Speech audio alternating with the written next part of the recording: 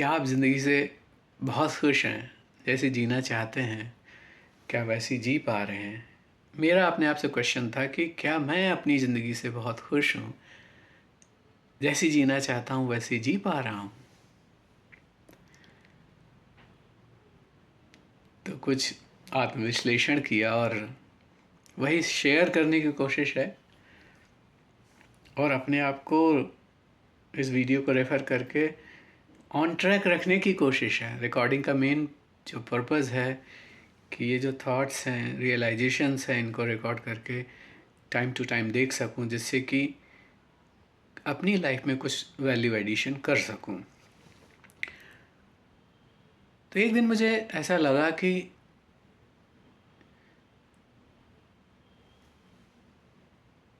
Life को जीने की प्रेपरेशन में, तैयारी में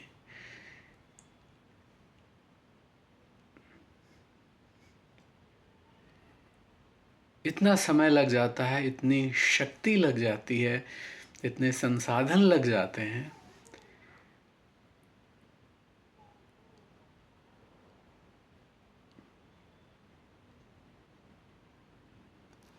और उस इंटेंसिटी से लाइफ जीने में इंटरेस्ट शायद उतना नहीं रह जाता। लाइफ एज यूजुअल जीते रहते हैं। ये मेरा अपना पर्सपेक्टिव है। आई मे बी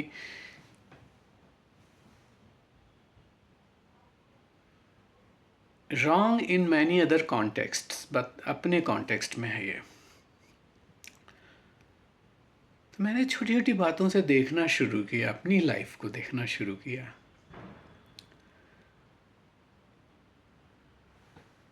और उसको ठीक करना भी शुरू किया। जैसे जब मैं 9th स्टैंडर्ड में था तो मैं रास्ते से गुज़रता था, बेतवा नदी की तरफ वो रास्ता जाता था, और I use to like to go and see the river. मुझे वो जल तरंगे देखने में बहुत अच्छी पीसफुल फीलिंग आती थी। तो आई यूज़ टू गो, एंड उसमें रास्ते में एक मिठाई की दुकान थी, और उस दुकान में छेने के रसगुल्ले, स्पंजी रसगुल्ले वाइट कलर के जो होते हैं वो रखे रहते थे। तो some time I use to eat 1 or 2। उस समय वो 1 रुपए का मिलता था, लेकिन उस समय जो फीलिंग आती थी कि जब मैं पढ़ लिख करके कुछ बड़ा हो जाऊंगा, खुद की अर्निंग से कुछ कैपेसिटी डेवलप होगी, तो मैं ढेर सारे रसगुल्ले खाऊंगा, 5-10 वट एवर आई वॉन्ट, ऐसी फीलिंग आती थी।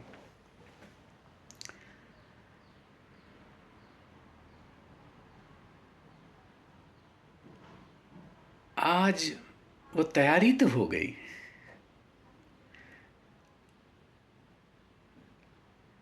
लेकिन जब आज वो कभी शॉप में जाते हैं तो वही छेने का रसगुल्ला जो आज कहीं 22 रुपए का, कहीं 26 रुपए का, कहीं 16 रुपए का, वट एवर एग्ज़ाम्पल है, ये मिलता है, इस रेंज में है आजकल उसकी कॉस्ट। तो जब खाते हैं तो ना उसमें वो जो उसके लिए छोटी सी कटोरी में होता है, तो स्पून से उसको थोड़ा सा प्रेस करके, जिससे कि उसका जो शुगर है, सिरप है, वो जितना रिड्यूस हो जाए। तो जब बचपन में ये फीलिंग नहीं थी, ये क्लैरिटी नहीं थी कि एक एज के बाद शुगर रिच चीज़ें खाना हेल्दी के लिए, हेल्थ के लिए इट्स नॉट ग्रेट, एंड अगर थोड़ा ध्यान देके खाएंगे तो बॉडी के अंदर शुगर लेवल्स नॉर्मल रहेंगे, डायबिटीज़ ना होने पाए। ऐसा करने के लिए जो सीखा, जनरल अवेयरनेस होती रहती है, तो कॉन्शियस होकर जीना शुरू किया। पॉइंट मेरा ये है कि पहले हम बिंदास होकर जीना चाहते थे, अब कॉन्शियस होकर जीना शुरू कर दिए। हर जगह।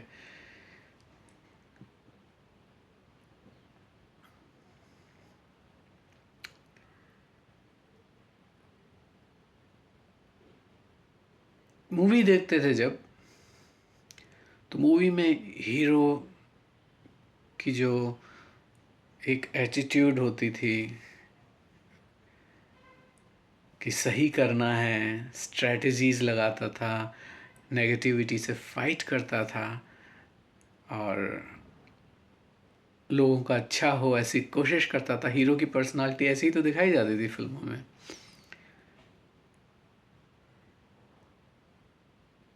तो वो फिल्में देख कर के इंस्पिरेशन आती थी कि ज़िंदगी में कुछ ऐसा करना है कि जो बहुत लोगों के लिए अच्छा हो। ऐसे सोचना है, ऐसे बोलना है, ऐसे करना है कि जो लोगों के हित में हो। और एजुकेशन के दौरान पढ़ाई में भी यही चीज़ें, तो ऐसा लगने लगा जैसे एजुकेशन इतने अच्छे से करनी चाहिए कि it can help to develop personality like hero, to live life like a hero. फिर जब आगे बढ़ती है ज़िंदगी तो पता चलता है कि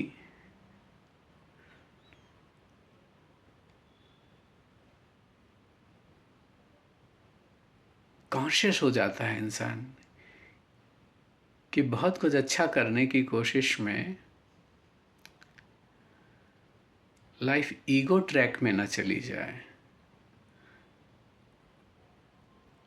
और फिर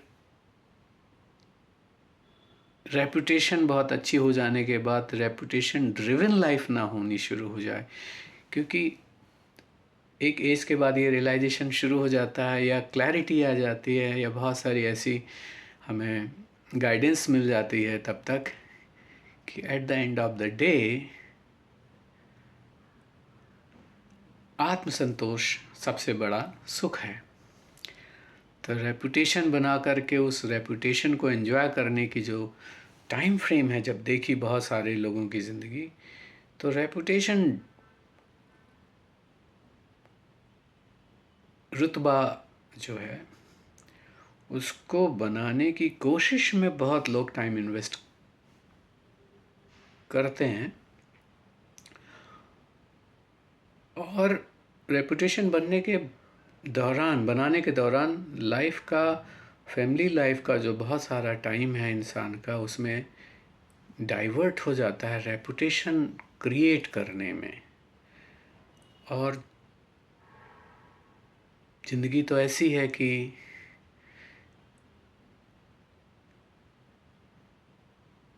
जिनके लिए रेपुटेशन बनाई जाती है उनकी ज़िंदगी किसी और ट्रैक में हो जाती है।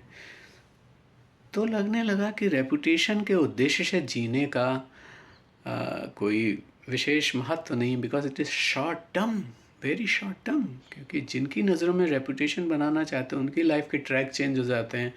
अपनी लाइफ का बहुत सारा टाइम जो आत्मसंतोष के लिए जिया जा सकता था वो उसमें लग जाता है।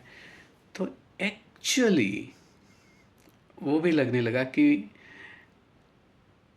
लाइफ को जीने का मकसद रेपुटेशन बनाना भी नहीं है, आत्मसंतोष है।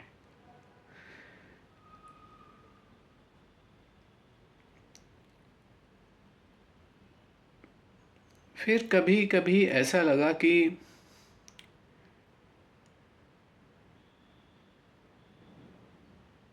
पावर सिस्टम्स में जाऊं, पावर सिस्टम्स, मतलब अथॉरिटेटिव लाइफ जहाँ पे जी सकते हैं, है ना, जहाँ पे एक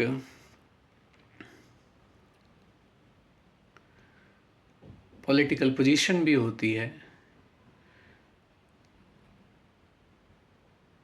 तो मुझे लगा कि अगर राजनीति में भी जाना है अगर, और पावरफुल बनने के लिए जाना है, तो शायद ये सही आइडिया नहीं होगा। अगर बहुत लोगों का हित करके आत्मसंतोष मिलता है तो पावर पोजीशन में जाना ठीक है, क्योंकि उधर जा कर के अगर वो फीलिंग है, वो ड्राइव है कि पॉलिटिक्स में जा कर के I can have a platform where I can do so much good things to help others, then आत्मसंतोष होगा। लेकिन अगर पावरफुल होने के लिए जाना है तो जो पावरफुल होने का माइंडसेट है, मुझे ऐसा लगने लगा बहुत ऑब्जर्वेशंस और बहुत लोगों की लाइफ और बहुत उन लोगों से भी बातचीत करके जो उस सिस्टम में हैं और उस सिस्टम में रह करके उसकी रियलिटीज़ और अपने रियलाइजेशन थोड़ा बहुत जिन्होंने शेयर किया, तो मुझे लगा कि जो राह आत्मसंतोष की तरफ ले जाए वो लॉन्ग टर्म हम जी पाते हैं, मुझे ऐसा लगने लगा।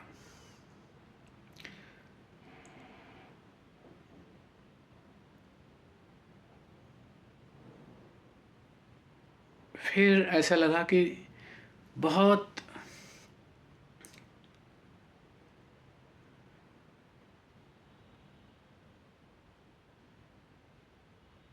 अच्छी क्वालिटी ऑफ लाइफ के लिए, बहुत बेहतरीन क्वालिटी ऑफ लाइफ के लिए कैसे निर्णय लूं जो मुझे आत्मसंतोष की तरफ ले जाएं, मेरी ज़िंदगी को आत्मसंतोष के लिए की तरफ ले जाएं। तो मुझे ये लगने लगा कि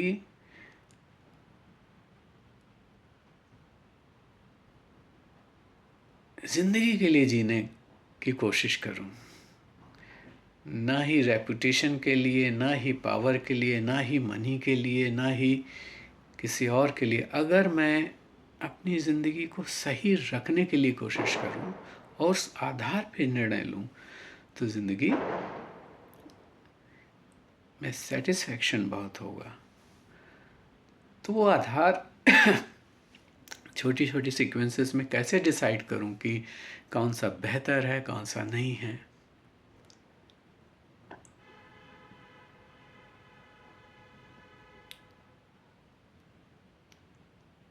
तो अगर कुछ करना चाहता हूँ और सोचूं मैं ये कि अगर ये करने से क्या मेरे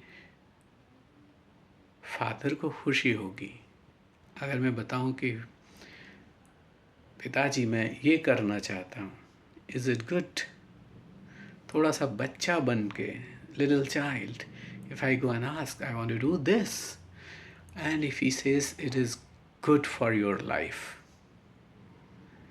then it is worth doing, है ना?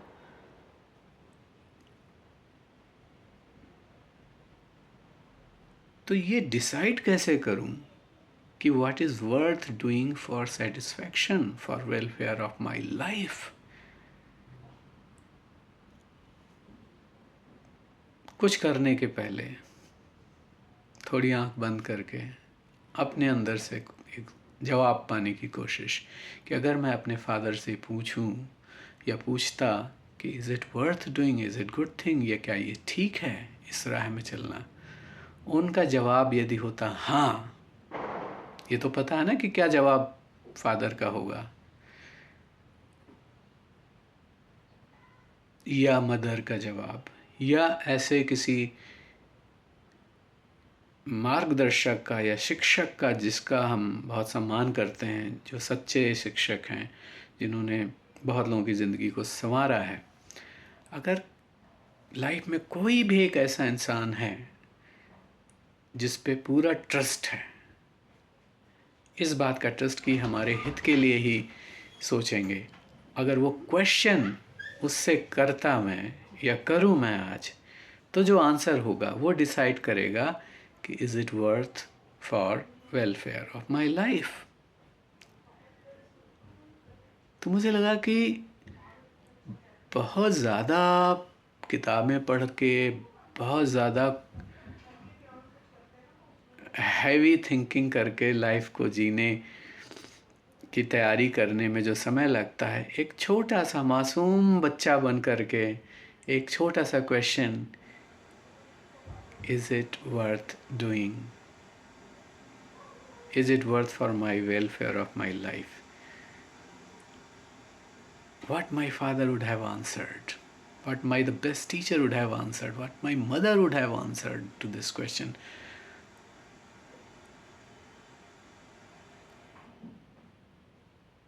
जो भी है, किसी की लाइफ में ब्रदर हो सकता है वो role, what my brother would have answered, right?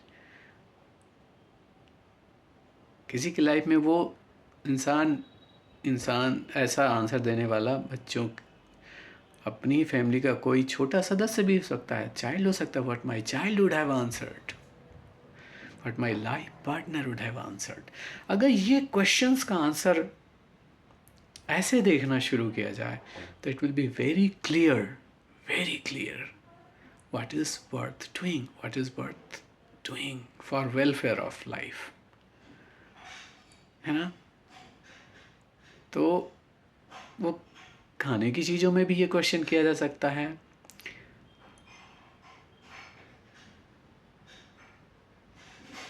कि if I eat this thing, is it worth eating? What my doctor would have answered, you know, it's just like that, simple. तो life के लिए जीना है. मुझे लगा कि ego के लिए जीना है अगर, तो ईगो तो बहुत जल्दी क्रश हो जाता है. ऐसा कोई इंसान मुझे आज तक नहीं समझ में आया जिसका ईगो क्रश ना ही हुआ हो. फिनिश हो जाता है ईगो एक दिन. तो जो फिनिश हो जाता है उसके लिए क्यों जीना? ईगो फिनिश हो जाता है. ग्रीड, लोभ भी फिनिश हो जाती है, क्योंकि एक समय के बाद इंसान का